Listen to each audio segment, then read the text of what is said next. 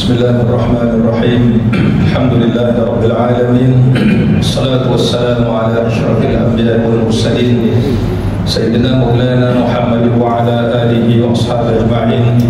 Allahumma salli ala Sayyidina Muhammadin al-Fatih lima ughliqa wal khatim lima sabaqa wan nasir al-haqq bil haqq wal hadi ila siratikal mustaqim wa ala alihi wa sahbihi haqqa qadri miqdarihi al-azim.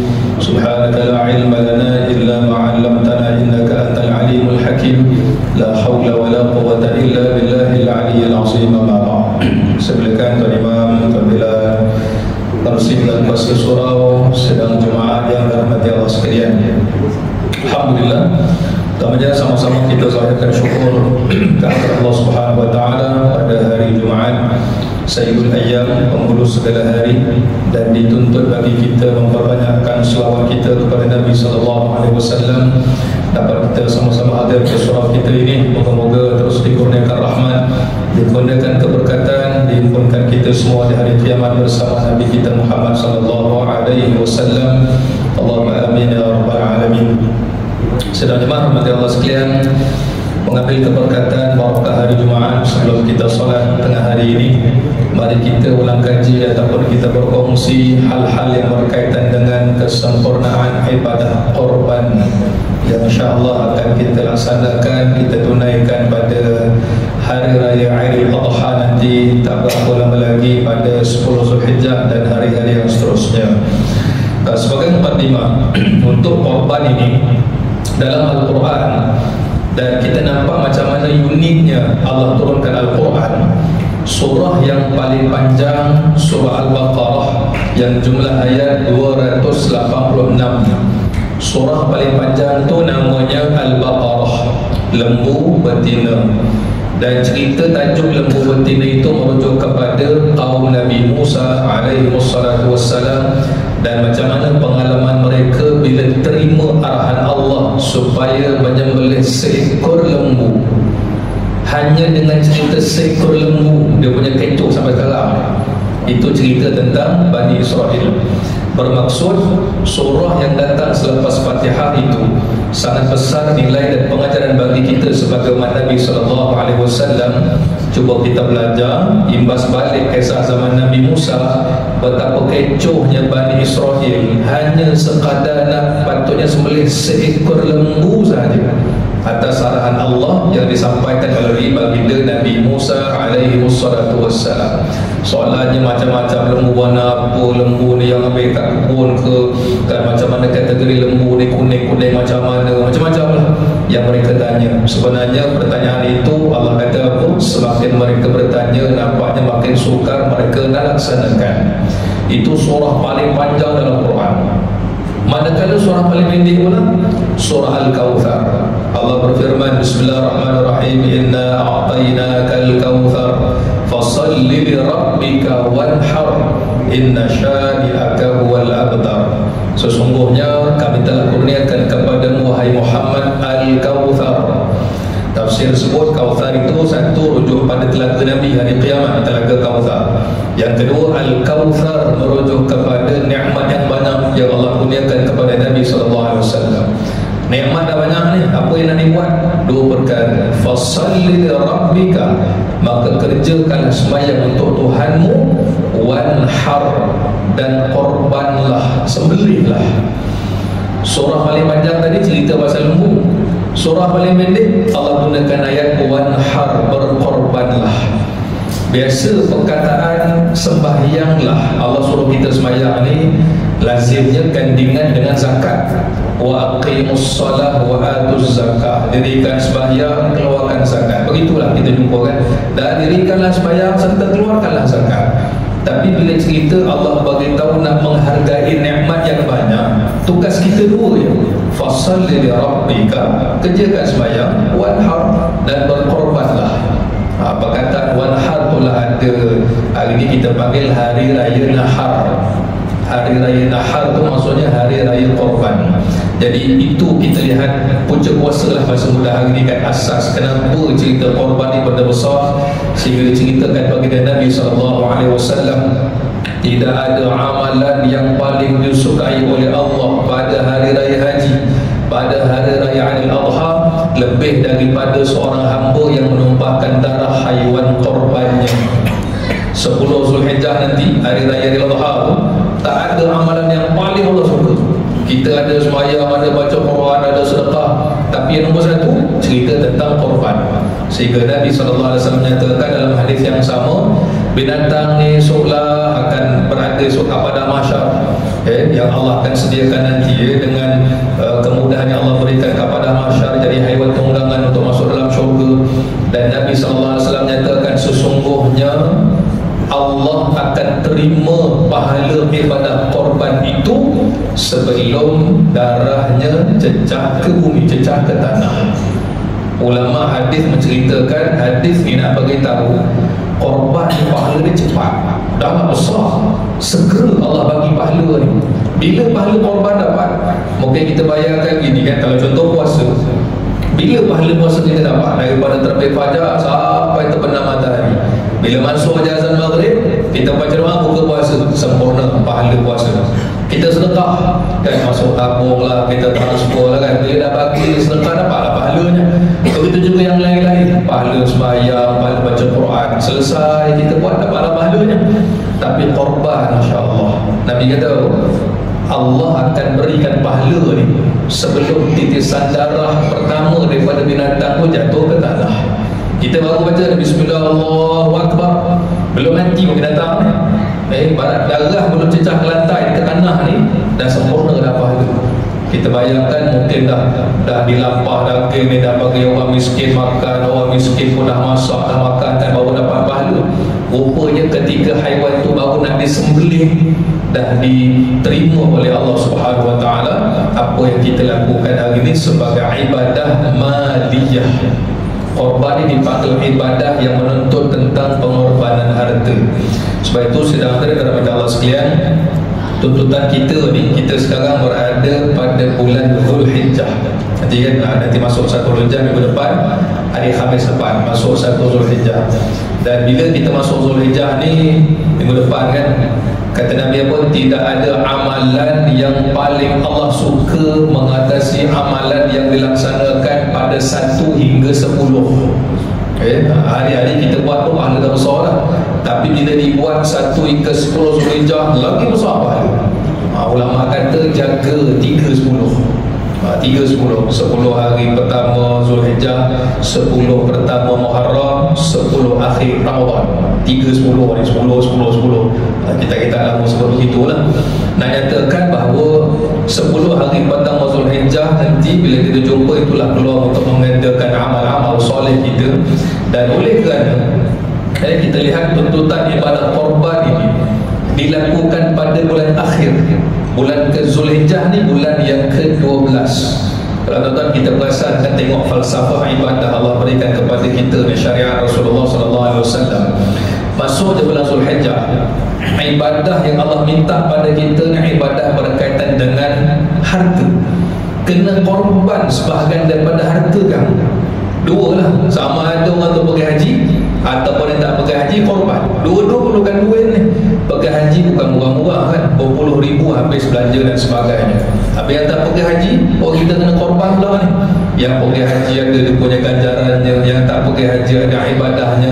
Betul-betul nak tengok kamu dapat buat ke tidak apa yang telah diperintahkan kepada kamu sebagaimana Nabi SAW, supaya dengan harapan kita bila buat ibadah yang berkaitan dengan harta ni pada bulan terakhir, bulan yang ke-12 bulan Zulhijjah, moga-moga masuk nanti melangkah ke tahun baru 1 Muharram tahun depan kan, 1447 Hijrah. InsyaAllah harta itu akan terus subur, keberkatan bertambah, rezeki makin bertambah. Sebab apa yang Allah minta kita tunaikan pada bulan Zulhijjah itu dah sempurna dah. Memang perlukan belanja, korban kena belanja, haji apatah lagi kan. Dan dalam kitab juga disebutkan yang ini pandangan mazhab Syafi'i. Dia bukan Imam Syafi'i, mazhab Syafi'i. Kalau cerita korban, siapa yang mampu ni? Macam mana kita nak tengok kemampuan korban ni? Dia ke gaji berapa? Ke dia ke B40, M40, T20 juga? Ya, dalam kitab disebutkan siapa mampu korban. Mazhab Syafi'i sebut sekiranya seseorang itu ada makanan untuk dirinya dan tanggungannya pada hari raya haji dan ketiga-tiga hari tasyrik, dan ada lebihan, ada lebih harta dia. Nak tanya raya nanti raya haji ada makan ke tidak rumah kamu ni? Kamu ada makanan ke tidak? Ada. Kat rumah ada siapa? Ada isteri, anak 3 orang. Agak-agak nanti raya haji ada makanan ke tidak? Ada. Hari-hari tasyrik ada makanan ke tidak? Ada. Ada lebih tak? Ada. Maksudnya dah lepas 13 Zulhijjah tu insya-Allah makan minum tu ada lah kat rumah. Lebihan maksudnya untuk diri lepas, untuk keluarga kita lepas, ada lebihan daripada hartanya. Maksudnya apa? Kamu mampu dari segi syarak, dan segi syarak ni dia mampu. Lepas mampu tu kena pergi satu lagi lah, mahu berkorban. Sebab cerita korban itu adalah mampu, satu lagi mahu. Bukan tak semestinya orang yang kaya-kaya korban, walaupun banyaknya begitulah kan. Tapi kalau tak ada kemahuan, tak jadi juga. Haji gitu juga kan. Dia bukan tak cukup, lebih daripada cukup, tapi tak mahu. Jadi kalau tak mampu, kita boleh berusaha sampai kita mampu. Tapi kalau tak mahu, yang itu kena doa banyak-banyak lah. Moga-moga Allah bukakan jalan hatinya terus lembut untuk buat kebaikan. Jadi kita buat tadi itu kenapa? Tuntutan dari Allah dan tuntutan daripada diceritakan tadi Nabi SAW.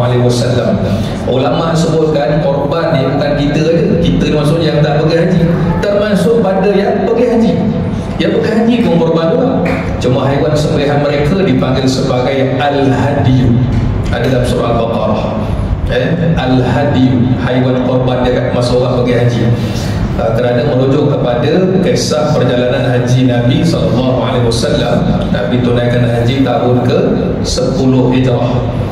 Tahun ke-10 Hijrah Nabi pergi haji bersama dengan para sahabat, dan habis selesai haji ketika berada di Mina. Ketika berada di Mina, kumpul-kumpul dapatlah 100 ekor unta, haiwan yang nak disembelih ni tadi di Mina. 100 ekor unta. Maka Sayyidina Uthman radhiyallahu an dia nyatakan, aku tengok Nabi pegang pisau dan terus sembelih unta ni, seekor demi seekor, kumpul 100 ekor ni. Unta 1, unta 2, unta 3, sampai 63 ekor Nabi sembelih seorang-seorang. Habis unta yang ke-63, Nabi serahkan pisau pada Sayyidina Uthman. Sahabat-sahabat tengok kan, Nabi ni kalau buat sesuatu mesti ada sebab. Orang yang Nabi pilih ni kan, Nabi dah sembelih kan, Nabi nak suruh Sayyidina Uthman sambung kan, mesti ada sebab. Sahabat kata, wahai Uthman, kamu antara yang beruntung sebab sempurnakan baki haiwan korban.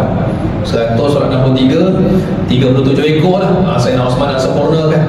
Beruntunglah kamu, seronoknya kamu kan. Tapi Sayyidina Uthman jawab, kata Sayyidina Uthman, aku sedih sebenarnya. Kenapa sedih pula? Kan kamu yang diserahkan pisau oleh Nabi sempurnakan korban ni.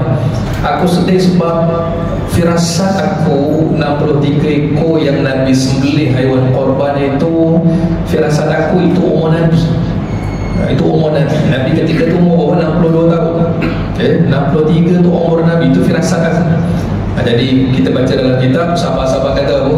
Kami kagum dengan firasat Sayyidina Uthman. Betul lah apa yang telah dijangka ketika mana dia tunaikan haji itu. Firasat aku umur Nabi 63 tahun.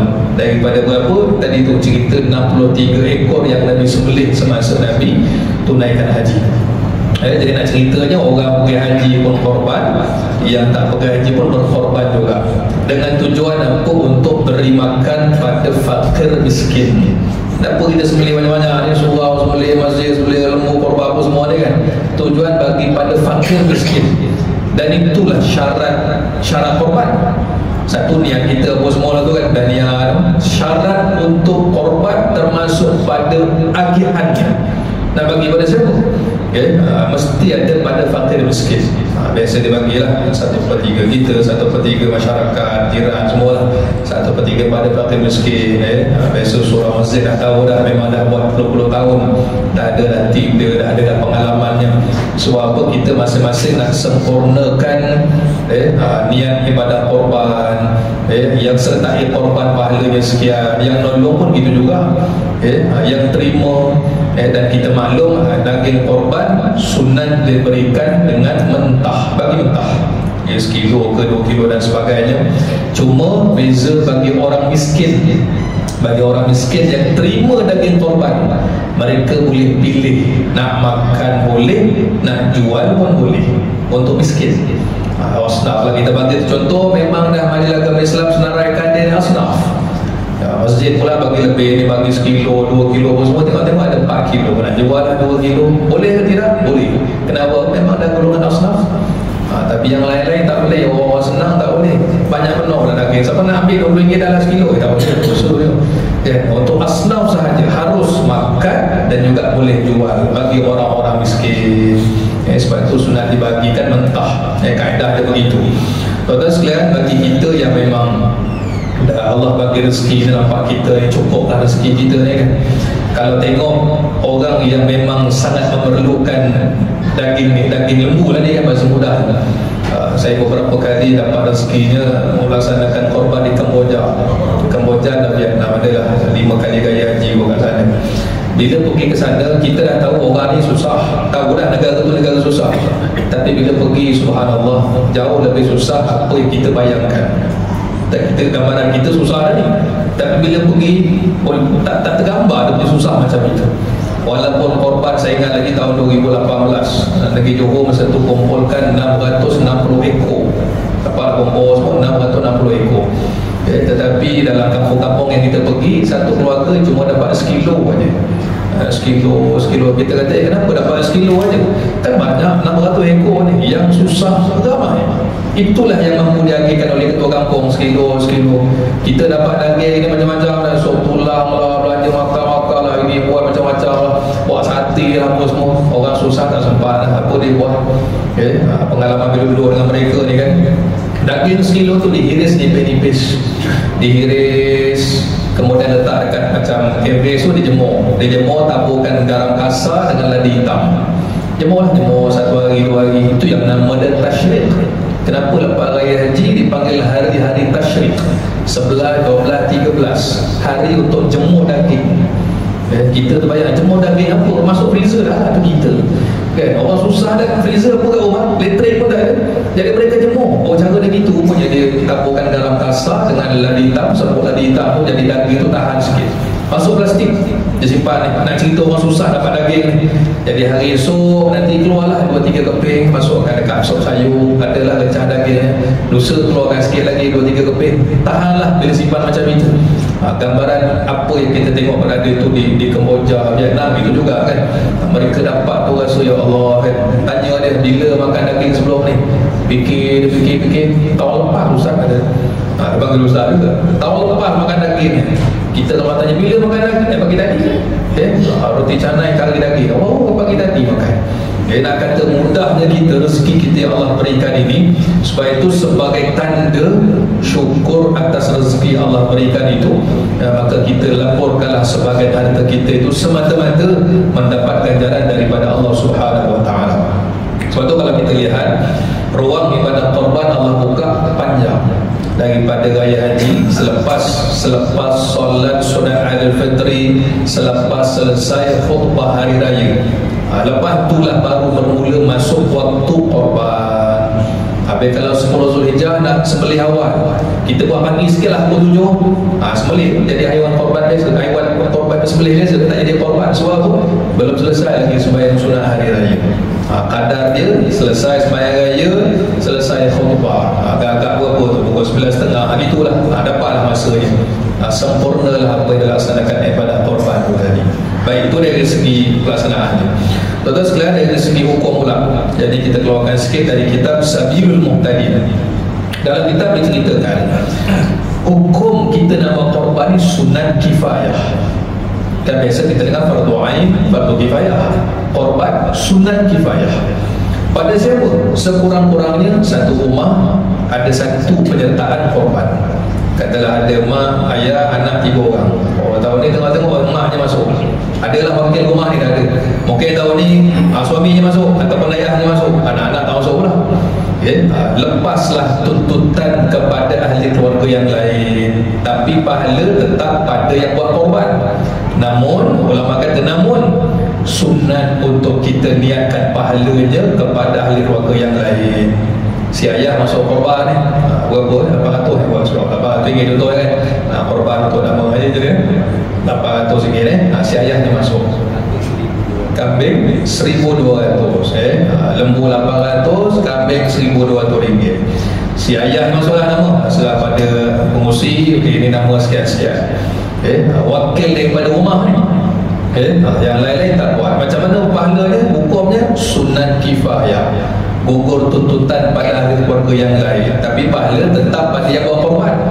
Namun pada yang buat korban ni, kita yang buat ni, ya Allah, moga-moga ibadah korban aku ni limpahlah rezeki pahalanya pada isteri, pada anak-anak, keberkatan rezeki itu pada kami semua ahli keluarga. Boleh. Yang itu tidak menjadi masalah. Jadi kita niatkan begitu. Kerana apa? Yang ini kita buat ni untuk terus nak jaga syariat dan syiar kita sebagai umat Nabi SAW. Jadi gitulah. Dia banyak tak banyak ni bukan pada jumlah ekor. Berapa masa ni buat? Alhamdulillah 10 ekor. Banyak lah. Dia kena tengok dulu rumah ada berapa. Tengok rumah 200 rumah. Kalau 200 rumah ni paling kurang ada 200 bahagian. 200 bahagian cuba kita bagikan dengan 7 kata berapa puluh ni. Banyak tak banyak kena tengok. Jadi seandainya semua dapat sertai, semua dapat bagi lagi banyak ibadah korban ni, Masya Allah, lagi bagus. Maksudnya lebih banyaklah kita boleh berikan makanan kepada fakir miskin yang memang menunggu nila musim dapat makan yang lebih sikit, berkat daripada orang-orang kaya semua dapat infak sebahagian daripada daging-daging itu tadi. Tuan-tuan sekalian, yang pertama kalau ikut dari segi tertib korban apa? Ini ranking nombor 1. Ranking nombor 1, dia seorang sembelih seekor unta. Dia seorang. Berapa harga unta tengoklah. Ada kalau kat Shah Alam tu kan 13,000, 12,000, tengoklah saiz dan sebagainya. Macam itulah lebih kurang harga. Satu unta, satu nama. Yang ni yang paling afdal. Kalau tak dapat seekor unta, ambil yang bawah dia pula, seekor lembu, satu nama. Kalau 800 kali 7 lebih kurang 5,600 ringgit. Saya seorang aja, ni lembu saya ni untuk korban. Kalau tak dapat satu ekor lembu, kita ambil nombor 3, ranking nombor 3, seekor kambing. Bagilah 1,200 seekor kambing ni saya seorang. Jangan bagikan 7 pula, lembu nak kongsi 7 orang. Yang tu nanti tak ada dalam kitab, tak ada dalam mana-mana mazhab. Lembu kambing kena bagi 7 nama. Cukup dengan satu sahaja. 1,200 yang itu rasa pun macam tak lepas juga. Ambil pilihan yang keempat, satu bahagian daripada seekor unta. Satu bahagian daripada seekor unta. Pilihan yang kelima, yang terakhir, satu bahagian daripada seekor lembu. Tak apa lah. Kenapa disebutkan nombor nama 1, nama 2, nama 3? Sebab kat situ ada pelbagai niat boleh dihimpunkan pada seekor lembu yang disembelih. Yang pertama, nak akikah untuk anak lelaki 2 bahagian. Nama 1, nama 2. Nama 2 pula, ada korban sunat. Nombor 3, nombor 4, ada korban sunat. Yang ni, ini korban nazar. Dan boleh tak dia kongsi niat dalam lembu yang sama? Boleh. Cuma dia ada beza lah kaedah bagi orang tu tadi. Yang nazar tak boleh makan dagingnya, yang sunat boleh bagikan, yang akikah sunat bagi kita masak, yang korban sunat bagi daging mentah. Semua dia ada tertib yang sangat sempurna sebab dia masuk dalam tajuk beri makan daging korban. Boleh kalau nak akikah, nak sunat dan sebagainya. Dan tuntutan korban hanya untuk yang hidup sahaja. Yang dah mati tak dituntut dah. Jangan letak nama arwah, serah nama pengusi, bagi nama ni duduk kat mana ni, dah meninggal je. Jangan gitu, terkejut pengusi ni. Hanya dituntut pada yang masih hidup sahaja. Tapi kalau kita rasa nak letak nama arwah hantu, arwah mak, arwah ayah, macam mana?